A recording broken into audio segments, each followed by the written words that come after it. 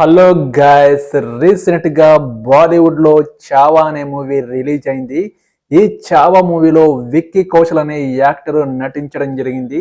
ఈ చావా మూవీ మహారాష్ట్ర యోధుడు ఛత్రపతి శివాజీ తనయుడు సంభాజీ జీవిత చరిత్ర ఆధారంగా తీసిన ఈ మూవీ బాలీవుడ్ లో రికార్డులు క్రియేట్ చేస్తుంది. సూపర్ సక్సెస్ అందుకొని ఈ సినిమా సక్సెస్ఫుల్ గా ముందుకు వెళ్తుంది.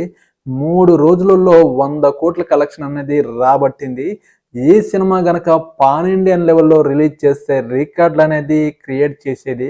కానీ ఇది బాలీవుడ్‌కే పరిమితం అయిపోయింది. ఈ సినిమా మాత్రం సంభాజీ జీవిత చరిత్రకి కళ్ళకు కట్టినట్టు డైరెక్టరు స్క్రీన్ ప్లే విధానంలో చూపించిన విధానం నాకైతే చాలా బాగా నచ్చింది. ఈ సినిమాలో సంభాజీ చనిపోవడం జరుగుతుంది. ఈ సినిమా సూపర్‌గా ఉంది. మీరు చూడండి. నా ఛానల్‌ని ఎవరైనా సబ్స్క్రైబ్ చేసుకునే వాళ్ళంటే ప్లీజ్